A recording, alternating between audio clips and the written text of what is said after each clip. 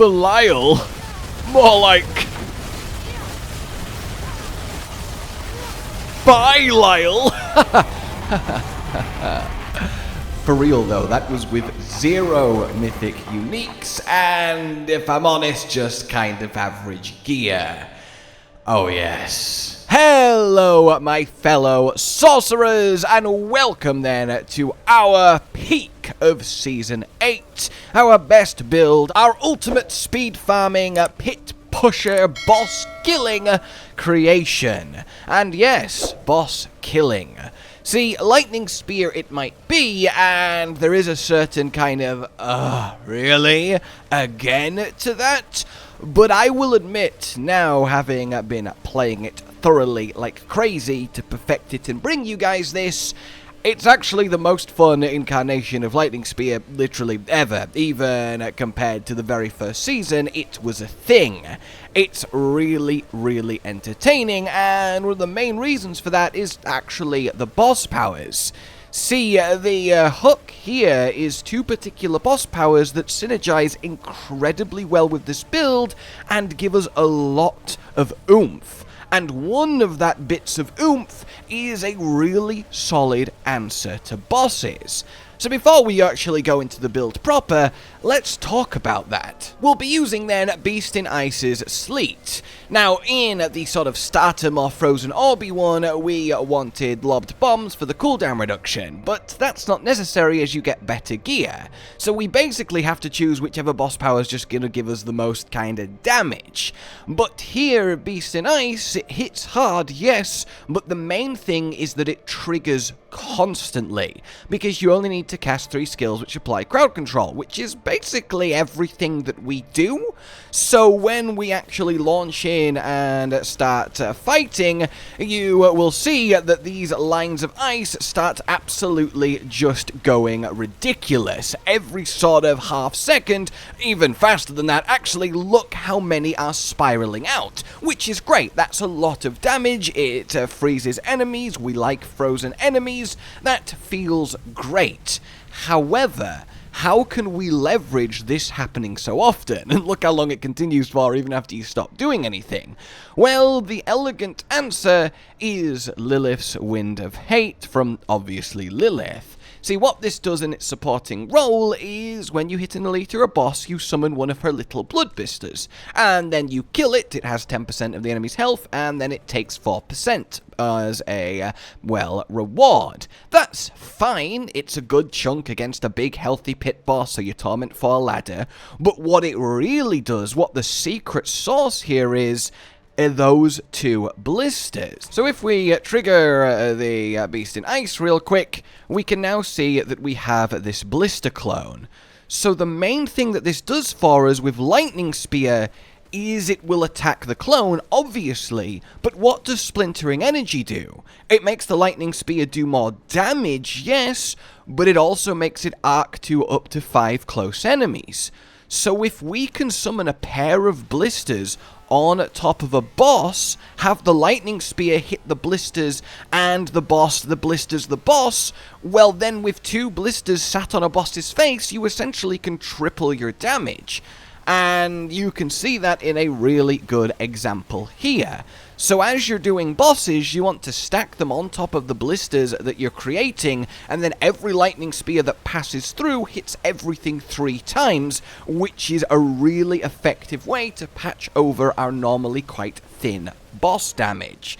And that is why Lightning Spear is so much fun compared to normal, and that is why Torment 4 without Mythics again, or even fully tempered gear and all of that stuff, barely even have 160 Paragon points, Belial falls in seconds. So with that said then, let's get into this, and as I have been saying, no Mythic Uniques. This is a version that you can swap to once you get to Torment 4, or at least as soon as you have the minimum requirements, and start playing this version of our peak build. And it's not even like it's bad, obviously, you're seeing what it's doing. Speed, farming, pit 65, 70 in, again, the average gear. You can comfortably do a 75 with more than enough time remaining for for the final chapter of the season journey, and it will just scale from there. The potential is so much higher than what I can show you here, because I've just gotten really unlucky with Mythic Uniques. That said, I will add a section of what you do once you have your Mythic Uniques to upgrade this to its literal, true, tip-top perfect form, so worry not there. But in any case, yeah, let's get into Sorcerer's ultimate lightning spear build for Season 8. Skill tree, as always, warmly greets us first. We want 2 points into any of your basics so we can move on to your cause, and here again we just kind of need to move on, but we can at least do it in a way that's useful to us by going into charge bolts, enhanced, and then destructive. We'll constantly be sending out charge bolts with the permanent unstable currents uptime, and this then will give us an extra little bit of tankiness. Your final point into potent warding so we can get to your defensives. You do want flame shield, so we have that oh no button, and it's of course a fire skill so we can help build enlightenment, and then your classic teleport for go faster yes please. The damage reduction is lovely too, and of course this is going to be the first of our enchantment slots as we don't have the space to fit it on our bars, and it's a good use of it anyway because enchantment master will be one of the boards. We have double lightning so we get that 60x, but we will get to that. In any case, we then get ourselves ice armor down to enhanced and then shimmering. This will essentially ensure permanent ice armor, which is permanent damage aspects, permanent barrier, permanent you can't die-ness, and that's very tasty. Fill out your glass cannon as it is just big damage for essentially free, and then we move on to your conjurations. We want to get familiar, enhanced, and then invoked, so when we summon one during unstable currents we get that 10% multiplicative. It'll also come in handy a little bit later in the mythic version. Then we get ice blades over to enhanced and then roaring. This gives us a little bit of cooldown reduction, but we don't use the enchant so it's not crazy, but mainly it's an extra ice skill to cycle with the lightning of the ball lightning and build enlightenment faster, because enlightenment uptime is everything. I cannot stress how much damage we do in enlightenment. Then we fill out lightning spear, the ranks matter, so 5 out of 5 it, get the enhanced and then invoked. Defensively, grab your protection for the constant barriers and mana shield for the damage reduction, and then fill out your primordial binding, of course. Over to your masteries where we fill out inner flames for the free damage, get 1 rank in ball lightning, we just need to literally cast it, that's all, and then get enhanced for the attack speed, and then ball lightning makes crackling energy. This is important, this powers a lot of things. We have a lot of crackling energy triggered damage increases, and also it gives us invigorating conduit, which you want 3 out of 3 in to keep us stacked on mana, as spamming ball lightning is very, very expensive, especially pre-mythic uniques. Then we go over to our ultimates where we get 3 out of 3 permafrost and icy touch for the free damage they provide. I would like Hoarfrost, but we are just very limited on points pre-mythic uniques, but I will get to how you change that again when we get to that section. Fill out your elemental synergies for more free damage, get your extra cooldown reduction, speed everything up, and then go into your unstable currents. Max it out to lower the cooldown as much as possible, and it also gives it that stun, which does help trigger your boss powers. Get your attack speed, which is delicious, and then down to convulsions for that 15% multiplicative increase, as we'll always have crackling energy, and that periodically pick it up is just such nice quality of life. I'm so happy to finally see that, because it will keep essentially auto-refilling mana even while we're stood still, which feels great. And then enlightenment as your key passive, as it's just too good compared to the others. It's honestly kind of a problem. In any case, the second enchantment then, to finish it out, as we saw, is Lightning Spear. We do this because you need the help summoning them before Mythic Uniques, before Shaco can give you that extra bump of cooldown reduction, and because we are automatically picking them up too, that's really, really nice. We can summon them really consistently. So that is your skill tree. So we end up with bars looking like this, and how you play it is just how you play Lightning Spear, though you do want to ideally tank on top of the enemy you're fighting for the the cross of the Beast in Ice power, and you just press everything essentially on cooldown. Save Flame Shield for difficult situations if you think you're going to be in one. If not, again, just press it on cooldown to cycle that enlightenment uptime, and as you can see, we start hitting for many, many billions. The upper capacity of this build is kind of ridiculous. When everything's perfect with Mythics, you will start to push to absurd amounts of damage, and that's really, really exciting. But as you can see, it really is a case of just press all the things. You can just keep teleporting as well, and that is your way to speed through everything. We're reducing it very quickly because we use boots that reduce our evade cooldown in this build, and it makes everything flow very, very nicely. And the reason we use Ball Lightning is because its cast animation is so quick that we can mass summon as many lightning spears as possible during unstable currents. It also synergizes beautifully with the crackling energy it creates, which we do want for many different reasons, and that's why even with auto picking it up, you do kind of want to shimmy around and still pick up excess crackling energy to summon more lightning spears. But yeah, very, very spammy, very walkthroughy, and very, very good. For our legendary aspects then, on your two-handed staff, and it does need to be a two-handed staff, you want to have splintering energy. This is what makes everything tick. On your one free ring, you want to have inner calm. This is mainly for bosses where you can just stand still, tank them, triple up the damage, and burst them down as fast as possible. End of pits as well. Flame shield lets us just ignore most things. Ice armor lets us ignore things that aren't just going to one-shot you, and basically this is here as a placeholder until Starless Skies. Then on your gloves, you want Storm Swell. We're always in ice armor, so this is a lovely increase, and Beast in Ice power is freezing things for the extra. Then on your amulet, you want to have Shredding Blades for that huge vulnerable damage increase. After that, then on your legs, you want to have Snow Veiled for the unstoppable and damage reduction during our permanent ice armor, and lastly on your helmet, you want Orange Herald to help reduce the cooldown of unstable currents as much as possible, because ideally we want to permanently be in it, which of course when we get Harlequin's Crest, that will enable very easily. To the uniques then, we want the ever reliable Tal Rashes, ideally the GA on cooldown reduction, but what matters most is the damage roll. Even if you have to use a non-ancestral one, it's just absolutely colossal. Then we have Rakenov's Wake. This really helps with your all resist if you're still kind of trying to patch that up, but more than anything, the extra cooldown reduction is really, really needed before Harlequin's Crest. Then we have ourselves Raiment of the Infinite to help stack everything together for the lightning spears to implode through, but mainly we get those juicy ranks to Glass Cannon, which is a huge amount of damage each. So this is really, really good, and honestly, arguably beats out Shroud of False Death for pure damage, so we wouldn't even change it if we had that. That then is your aspects and your uniques. For your runes and gems, you want critical strike. I don't even have highest level bloody gems yet. It's just, In any case, you want critical strike damage on your weapon, armor in your jewelry, and then intelligence on your one free slot on your main armor. Runes-wise then, you want to have a bit of Civics for cast 5 skills become exhausted to then get +1 to all your skills rank. This essentially translates to permanent extra ranks of Lightning Spear, which is very nice damage, and it also helps everything else too. Your other combo needs to be Nagu Ohm, so you generate Offering via having active summons, which of course we permanently do, and then we get the Warcry for that 15% damage increase, which is going to be permanently up. For your affixes on your staff, you want Intelligence, Maximum Life, and Critical Strike damage. On your gloves, you want Attack Speed, Critical Strike damage, and Critical Strike chance, or Intelligence. On your ring, you want Critical Strike chance, Critical Strike damage, and then Intelligence or Attack Speed.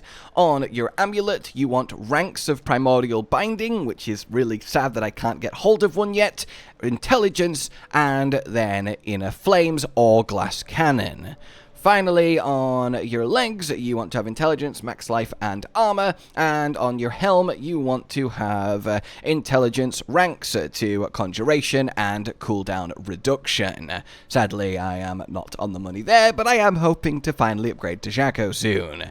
Then we move on to the usual reminder of do make sure that you are armor capped. If you need to get an extra armor roll somewhere to do that, it is worth it, and make sure you are all resist cap. I'm kind of quite over what I should be because of this GA, but it's still my best Rakenov's Wake, so I can't really stop it from happening. It does mean I barely need any points in the Paragon in all resist, so you know, there is a silver lining. In any case, all we want is to just massively stack that critical strike damage. It is everything to this build, and that's why it's essentially everywhere. Boss powers then, went over them at the start in detail, so won't retread ground here, but in essence, we want Beast in the Ice for your main power, you want the List Wind of Hate for the supporting one. If you've not beat Lilith yet, or can't beat Lilith yet, etc., you are fine to use Cinerate's Flames until you do, but it will be notably less boss damage.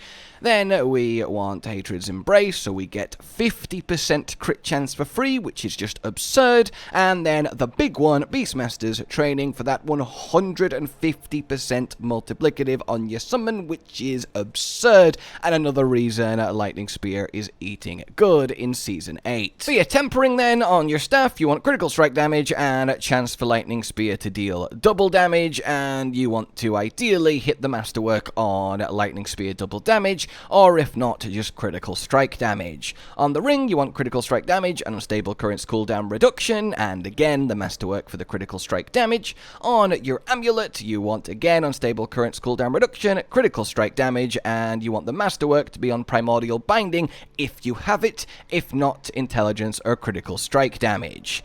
Then on your legs, you want percent armor, and then after that, you can kind of choose. There's not really a hugely important or good one. I like the lucky hit chance just to make Orange Herald happen more, but it's very, very minor.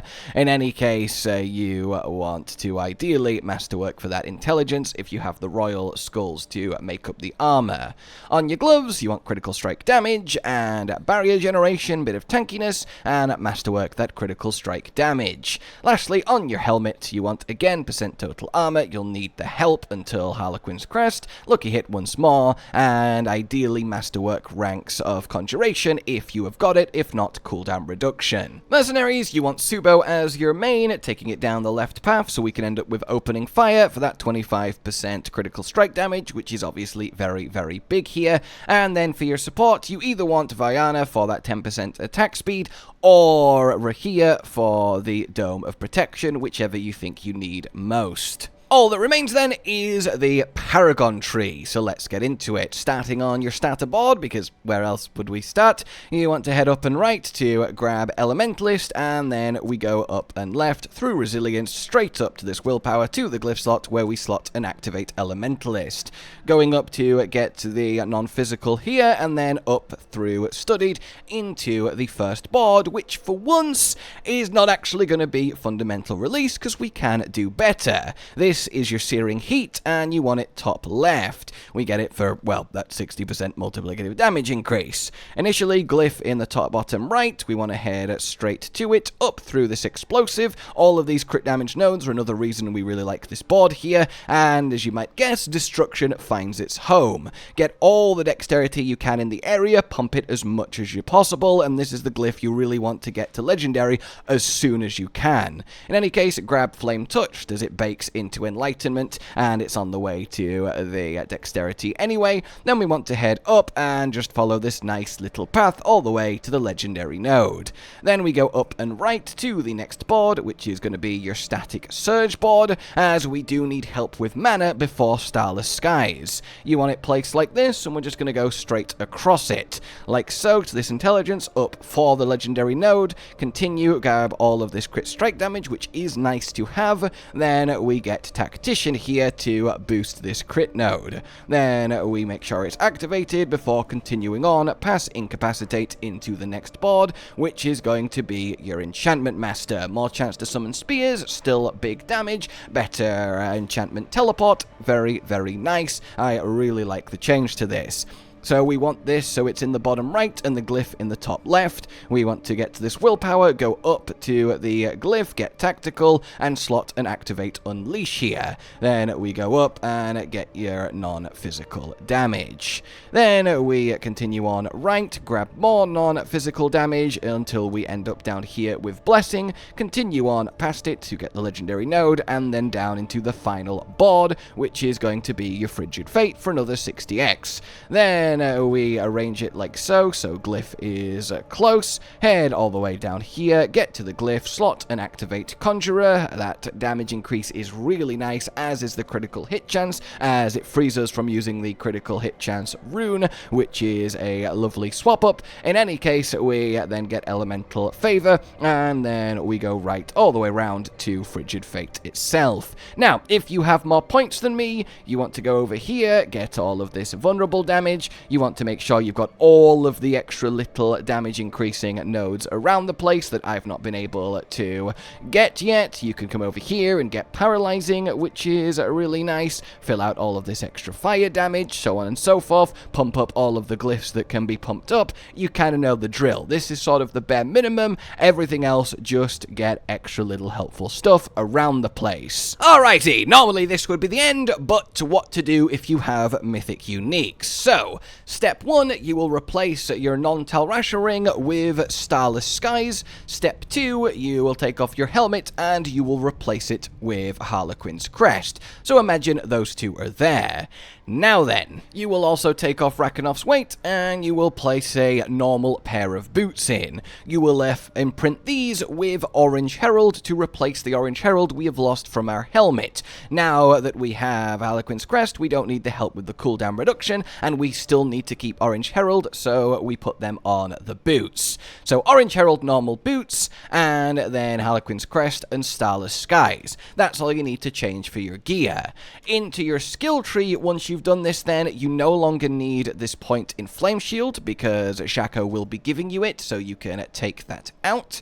We also then don't need Conduit, as Starless Skies will be making Ball Lightning very, very cheap to cast, and we also don't need as many points in Stable Currents, as we'll have the extra cooldown reduction from Harlequin's Crest. So we can use these 3 points that we have now saved to actually get Hoarfrost and collect the damage there. That's your main swap around here.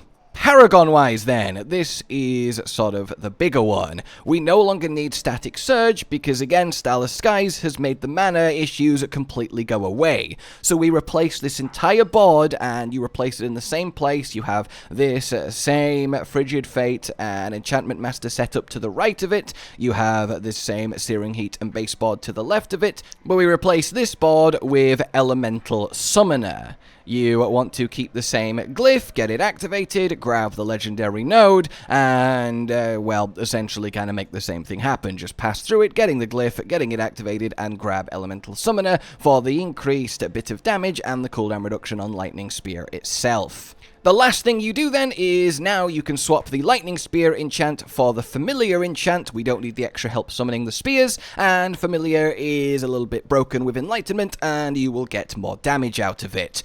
That then is it for when you get Mythic Uniques. Alrighty then, ladies and gentlemen, that is your proper endgame best sorcerer build for Season 8, with quite the ceiling to climb to, and I hope you have found this enjoyable and worthwhile. Good luck on your journeys. Like if you've enjoyed this, subscribe and hit the bell for more. Consider supporting the future of the channel on Patreon down below, and until we meet again, a goodbye. Josh, Cotton, and Hollow with the videos, dropping the humor like a hammer on your tippy toes, bringing entertainment on a daily arrangement to take our insanity and turn it into entertainment. Yes, I said entertainment twice, to reiterate that it is nice to look into your faces on a mostly daily basis when you let us in your homes to make the whole world a stage. Goodbye.